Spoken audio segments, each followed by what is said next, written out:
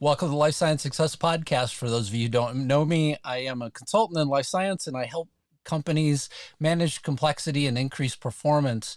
One of the things I quickly wanted to mention today, based on a conversation that I had earlier this week, is that as you think about your business and as your company evolves, there are many moments in time when the company that you're developing is crossing a significant milestone. As you think about those milestones, I also would like for you to reflect in terms of the complete scaling plan that your organization has. There are lots of opportunities for organizations to think about their future and what that future actually holds. If you need help in terms of developing a scaling plan or need help in terms of thinking about what might be in one, please reach out and let me know. I'd be happy to work with anybody that happens to be listening or watching the podcast. I was talking to a company that actually had received FDA clearance and for their device. And now that they've received that clearance and they crossed the milestone, they were looking at the fact that they hadn't planned for commercialization. They didn't have a team. They don't have manufacturing. They hadn't really thought about that overall plan. There's a real opportunity for companies to think about this more holistically, and that's what I do as a consultant. And so please reach out and let me know if in any way if I can help you. So today I wanted to just bring in our guest as well. So Dr. Helen Torley. Dr. Torley is the president and CEO of Halozyme. Halozyme's an innovative and disruptive solutions company in new therapeutic options that could significantly improve the patient experience by challenging how treatments are delivered. So with that, welcome to the podcast. Wonderful to be here. Thank you so much. Yeah, thanks a lot. So would you mind just telling the listeners a little bit about yourself? Yes, as you heard, my name is Helen Torley. I'm the CEO of Halozyme, and I've been in this role for now approaching 10 years, which seems like it's been a very fast time to get to 10 years. I trained as a physician in Scotland, and I'm actually a rheumatologist by training. And I actually joined the industry over 30 years ago to lead the clinical development program that I actually was a clinical trialist on, and we're developing a new treatment for rheumatoid arthritis at that time. From then, I've spent my time gaining different experiences in the pharmaceutical industry.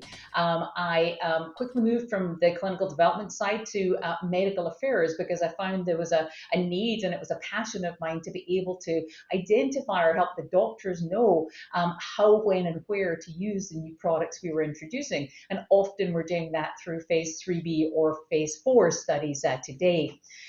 Then I thought it would be fun to be having more input into the overall strategy of how drugs are developed. In fact, do some of that work a little bit earlier than waiting for phase 3B4. And so I began my journey through inline marketing with a focus in the US, global marketing roles. I had sales leadership roles, became a general manager leading a couple of business units in a large biotech, and became a chief commercial officer. And ultimately, after that, became a CEO. Really passionate about what our industry does for patients. And, you know, in my time in the industry, I've seen metrics like the overall survival for patients with multiple myeloma go from a median of 3 years to now it's 11 or 12 years. It's just amazing. Just this week, one of our partners, Argenx, announced data with their great drug VYVGART, Hytrula, that reduces the risk of relapse of patients with chronic inflammatory demyelinating polyneuropathy by 61%.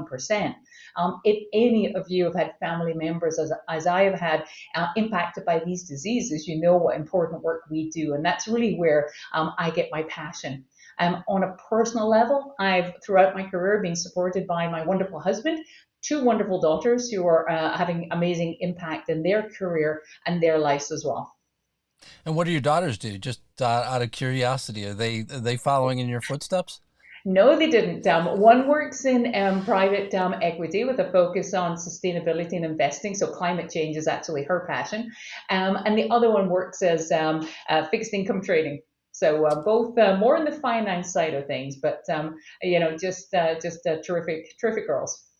Really interesting to hear. It's always interesting to me as well, because I've heard a lot of people recently talk about, the younger generation caring much more about, our environment and kind of what's coming as well. And to hear that your daughter's working, in that space as well is so important. Oh, it's from the time at middle school. Well, she'd tell my husband he had to put the tap water off running when he was shaving. She started very young. Oh my. Well, so could you tell us a little bit about Halozyme and what it is that you work on there? Yes, so Halozyme is, as you said at the start, we're biotech. We're based in San Diego, but we also have sites now also in Ewing and in Minnetonka, plus a great field team as well. And we basically have two platforms, drug delivery platforms that we license to leading companies to allow them to be able to transform their drugs that today need to be given in multi-hour intravenous infusions, often chemotherapy drugs, multiple sclerosis drug, that type of thing, and allow them to be transformed into injections that can be given in just 3 to 5 minutes as a sub-Q. I usually use the example of Janssen's Darzalex. I think everybody has heard of a wonderfully successful drug for multiple myeloma. Many patients, the infusion takes 4 to 6 hours, and that's just the treatment phase. So it's an entire day in an infusion suite that might not be close to home and obviously has an impact for the patient, but also their caregiver and family. Instead, with our technology, what's called Darzalex FastPro was approved in 2020 and is given in just 3 to 5 minutes as a subcutaneous injection. It has been incredibly important for patients to reduce that burden of illness. And interestingly, we also found we reduced the rate of infusion-related reactions, so a clinical benefit there as well. So, but we've got 12 partners. We've got 6 approved products now. We have another 15 in development, and so it's been very exciting for us to be expanding that and having this alternate offering for patients to receive a much shorter, simpler treatment. And we also last year bought a new drug delivery platform that is an auto-injector platform. It's for small volume drugs, 1 or 2.25 ml, but we are innovating and actually developing an auto-injector that can deliver 10 mLs in well under 1 minute. And so that is our business model. We license these technologies to leading companies. We receive royalties in return, and those royalties enables us to be a profitable company, but also use that to, in the future, acquire additional platforms so we continue with this mission to really reduce the burden of treatment for patients. That's where we want to be disruptors, and we want to really change the paradigm. That's amazing. And so whenever a company starts to work with you, do they typically come with the drug and then they say, how can you help us, or how does that interaction normally work? Yeah, very often that is it. The company will have an idea in mind that they're focus on doing something for the patient or focus on competitive differentiation for the product. Kind of, and often both of those in mind. And they will come to us and ask, will their product be compatible with what we call our enhanced technology, and talk about what might be feasible and possible in terms of the volume you can inject, the speed at which you can inject it, what's going to be the impact. I will say we also have a very proactive outreach to companies. Sometimes that reducing that burden with sub-Q delivery is not top of mind for a company. And so frequently we reach out and talk to them about the great examples we have for success with the 6 approved products, and talk about what we believe we could do for their product. And that's how we get new partnerships, and that's how we help advance more products into the clinic. So a bit of a mixture of both of those, and now we're very excited to be doing that for our small volume and our high volume auto injectors as well. And the high volume auto injector is really going to be differentiated. It wouldn't be possible without Enhance to be able to deliver it so quickly. Because what Enhance does is it dissolves something that's under your skin called hyaluronan.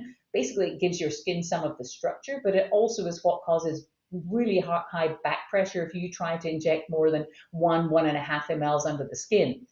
When we co-formulate our partner products with ENHANZE, it's injected at the same time, but it works virtually instantaneously to degrade and create channels under the skin because it Hmm. takes that hyaluronan temporarily away.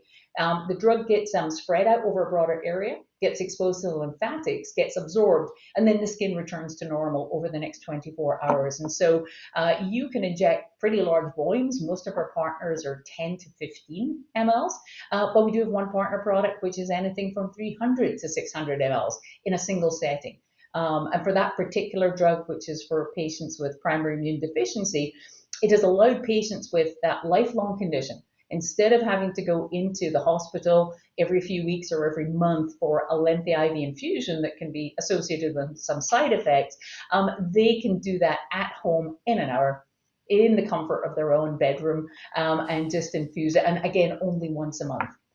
Just again that ability to let the patients be free of their disease for longer periods of time. That's amazing. Yeah, and to not have to go into a facility as well to receive that treatment does sound amazing.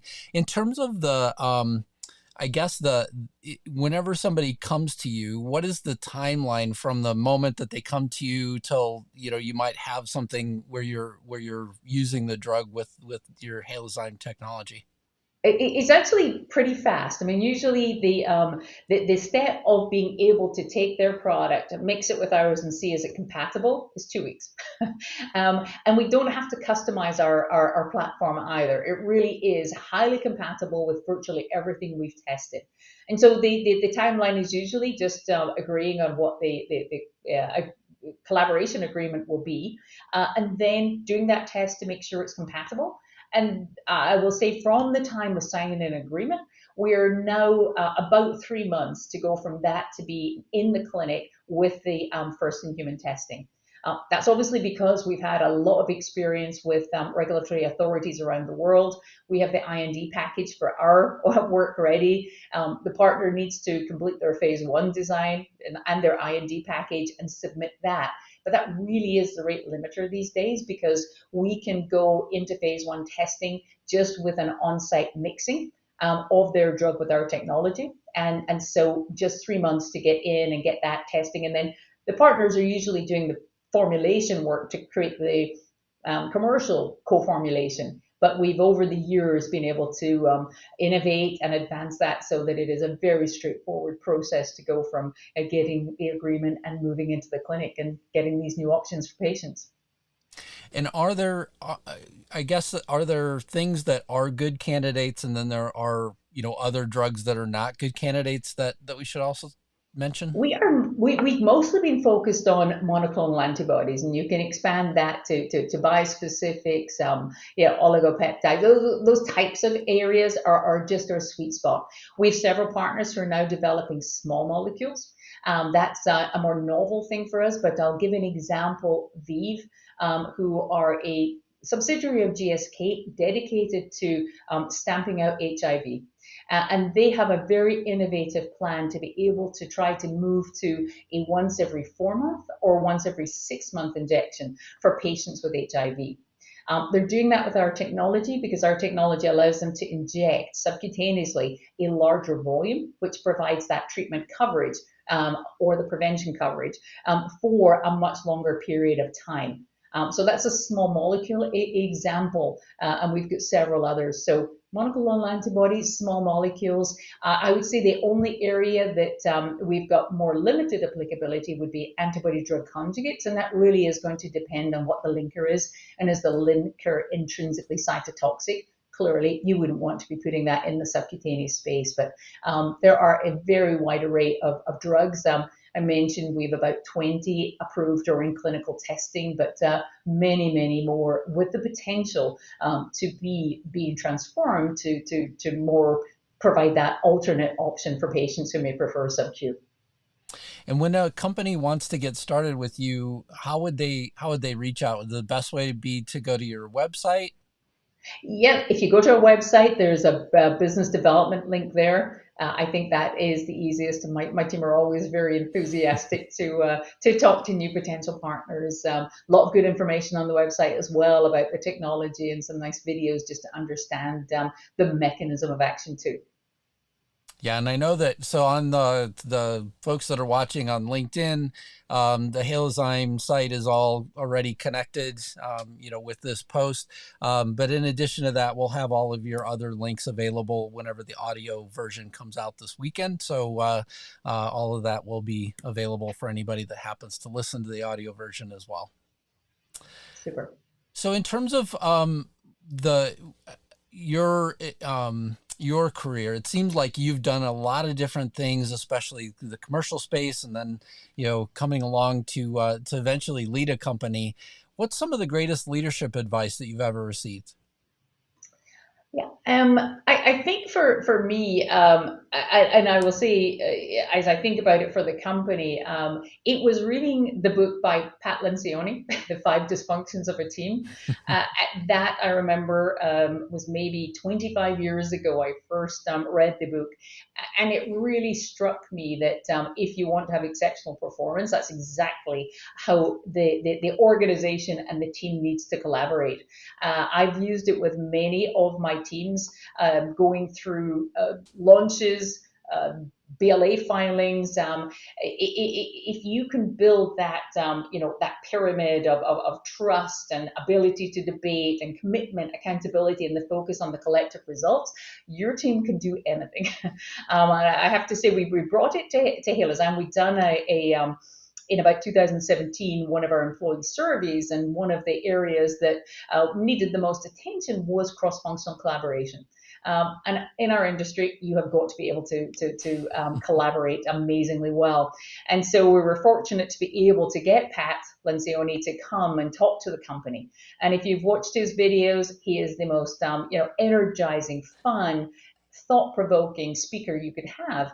And really, since that time, he set it up wonderfully. We spent an entire day doing exercises, thinking about it, considering all of our personality styles, because I think that goes very nicely with it. Say your personality style in your normal workday, but your personality style under stress. We really have gone from strength to strength as a company, where everybody would now say our collaboration is incredibly high. New employees coming in always say to me, like, this is the friendliest pace. Everyone's trying to help me. I can't believe it. And so I think that a model like that everybody in the company embraces and is held accountable to, was the biggest aha. And I do remember the meeting where that was first introduced to me, and not everybody embraced it at that time. But so I believe passionately in that, and we've created a very strong culture here because the team really do embrace it and reap the benefits from it. Well, that's excellent. And how big is your team today? How big is the company? We're 400 people. We have about 140 in the field, and the rest are split between San Diego, Ewing, and Minnetonka. Wow, I mean that's a nice size small company for sure. Enough that you know everybody, enough that I like to think there is limited red tape. We're in an open plan office, particularly in our San Diego office, and so everybody sees each other. There's just no time for bureaucracy. You can get quick decisions when you need to. We obviously have got appropriate for our size and speed governance, but what I love about it is the ability to just get a bunch of smart people in the room and be able to debate things and make decisions. And that's what happens when you're at this size. Yeah, yeah, and I find it interesting always as well. So there are plenty of companies, and I recently was working with one particular company that was very creative in the pharma space, but they were about 10,000 people, right? So I mean they were not small anymore, but they brought along a lot of their small company culture. I felt like, and you could just feel it kind of there was this comfortable tension that was always there, right? So they had to have a certain level of governance, but they also, kept that culture as well, as large as they'd gotten. And it's just amazing to me whenever companies can do that, because I don't think it's a very easy thing to do. The leaders at some level have to comfortably trust a lot, to let individuals still continue to keep that small company culture. I could not agree more. And actually, it was one of the reasons I decided to become a CEO. I'd obviously done various different roles and leadership roles, and I'd been in some great companies. But as they grew, exactly what you say happened. We lost the culture. The fun went out of it. We forgot to say thank you to everybody who did all the work. And so a part of my passion in saying, I want to try this. Let's see if we can get business success while creating a great culture where people feel recognized, rewarded, and developed. And that really is the mission we've been on for the last 10 years as a company. And I admire a company that can grow to 10,000 and keep that. We're working hard at growing from 250 to 400. We did an acquisition last year, so we're working through all of that. So it's so important. The Yeah. culture is what matters in a company to keep people motivated, engaged, and to stay with you and to go the extra mile. So yeah, we spend a lot of time talking about that and working to excel there. Well, especially whenever you have two, I mean, whenever you talk about acquisitions, the first thing that pops into my mind is you actually have two cultures then. So you have two cultures that you're trying to, like, at some level, mesh, right? So trying to bring those together is not an easy task. And so, yeah, give you a lot of credit for that as well. Thank you. Thank you. So there are three questions that I like to ask every guest. What inspires you? For me, what really inspires me and what I love is when members of my team or anyone in the organization comes to me with great ideas that I know I could never have thought of myself. It just is so exciting to just see the brilliance of groups thinking or even an individual. But I will say most often it's that wonderful power of putting diverse teams together and see what they come up with. I love when they just reinvent something, a process, or they come up with a new way to recognize people that will be really motivating and get to the heart of it. So I'm inspired by the team who are just inventing, creative, and building the culture themselves. And we have this wonderful group called the Care Squad. At Halozyme, they used to be called the Culture Club. I liked that name, but the Care Squad, who are really employee ambassadors, who are volunteers, who have decided it's their job to build and grow the culture. And so they do many wonderful things, hosting events. Kept the company going during COVID when we were all remote with these lovely little random acts of kindness. We did scavenger hunts remotely. I mean, we just did so many very fun things, but just letting people remember we're connected. We need to work collaboratively. We need to have fun. We need to say thank you. And so that type of spontaneity and the birth of that culture or Care Squad group and what they've been able to do to the company, that is inspiring as well. Because I wouldn't have thought of that. They think of all these ideas, and I'm like, oh, thank you.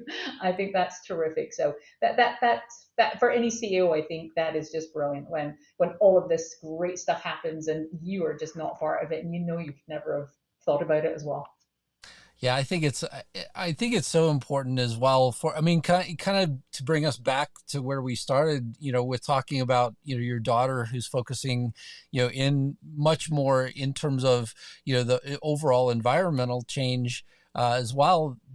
My thinking is that having people that look at problems from all different aspects and also consider, other things that a company needs to represent for them to feel kind of, part of that company, is important as well. And that's what I hear in your answer, is that just this kind of, further reach that your organization is having, not just, focusing on patients and the technology that you provide, but also sort of more holistically, how do you become a company that the people that are inside of it, fully support as well?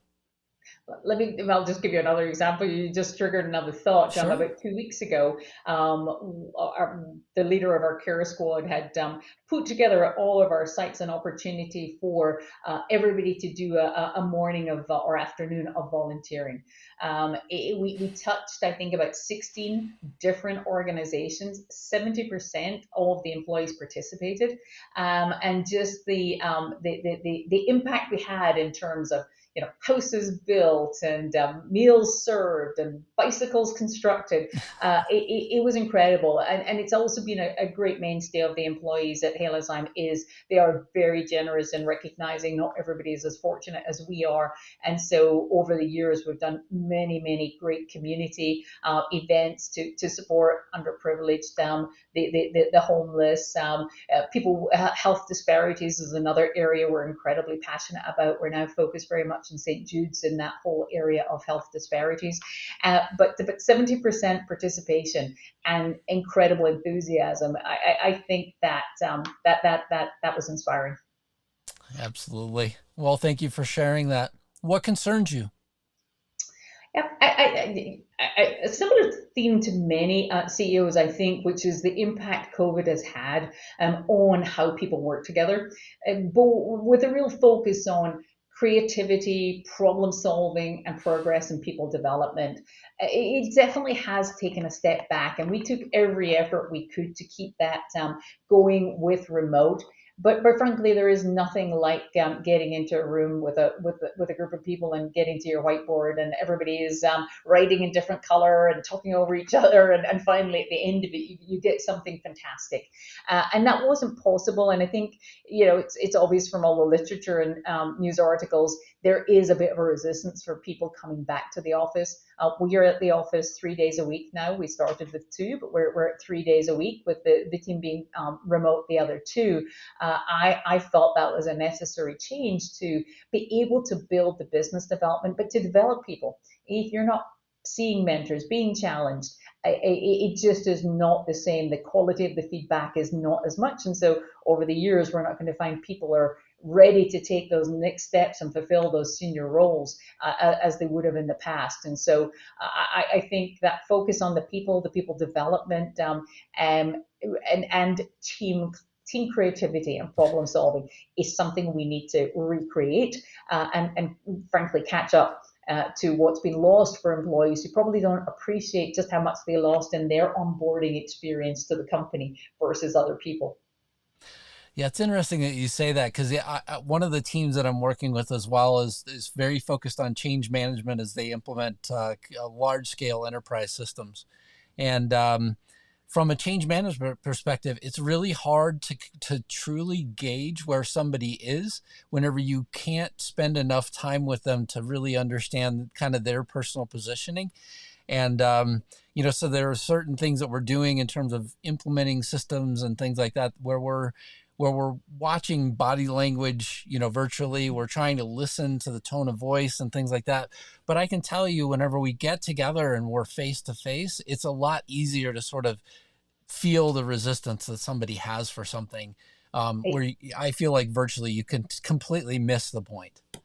Yep, couldn't agree more. Couldn't agree more. And then we're back. We've got an open plan office in a couple of our offices. One still isn't, and you can just feel more energy, and ideas percolating. So yeah, it's we got to recover from that. We've got to embrace it. We've got to embrace it. That is just a fact. I appreciate people's desire and enjoyment of flexibility, but in the long term, we've got to find the right balance. Yeah, yeah, I agree. And I mean, we are all social beings at the end of the day. And this is coming from an introvert as well. So, Well, same here, 100%. I mean, I am way over on the introvert scale. People say an adjusted introvert, but I found I was not as creative or as energetic without the interactions with the organization. I just said before I came on here, I just did a walk around. It's like, oh, it's so good to see people. It's energizing. absolutely. Last question. What excites you? Yeah, I think I'll come back to our technology and what we're doing about disruptive solutions for patients. I saw your head nodding when I said you've had family members who have to go to infusion suites or have to travel an hour and a half, 2 hours to get to the academic hospital. What SubQ is offering is the ability for patients potentially, depending on the drug, to be treated closer to home, in maybe even in their doctor's office or even in their home with some of the drugs we work on. And when we do market research with leading companies, the patient has become much more important in terms of the patient experience. People are thinking about it, the heads of CMC, the heads of drug delivery, the heads of devices. The patient is at the center at the start of development. As the first target product profile is being done. That wasn't the way when I was working more in that field maybe 20, 30 years ago. And so I think this recognition that consumerization of medicine with patients wanting more control and expecting options is just going to be a great focus for all companies, really seeking to improve how care is delivered with hopefully benefits to long-term adherence, benefits to long-term outcomes.